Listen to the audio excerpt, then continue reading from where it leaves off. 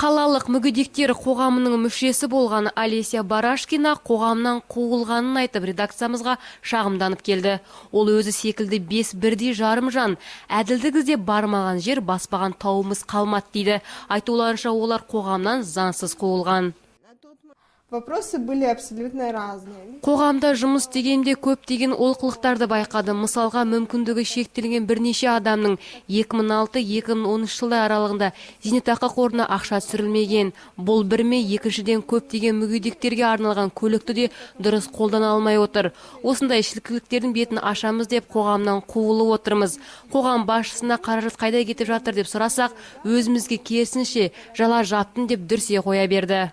Осылайша екі жақ арасындағы кикілжің бірнеше жылға созылуда, алайда әлі бір шешімін табар емес. Амалдары құрыған мүгедектер тіпті үстіміздегі жылдың тамыз айында прокуратураға шағым түсірген. На основании этого Біздің келісімсіз неге қоғамнан қуады? Осы сұрақтың жауабын білгім келеді. Біз шындықты айттық, алайда бізді бірлестіктен мүлдем шығарып тастау деген не сұмдық? Ал қоғам басшылығы бұл жала жабу дейді. Айтуынша олар негізсіз арызданып, қоғамның атына кір келтірген. Онымен қоймай, қоғам басшылығы қайырымды жандардан ай сайын түсетін қаржыдан да қол үздіріпті. Бұл барып тұрған жала жабушылық, олар бізді барлық елдің алдында масқара етті.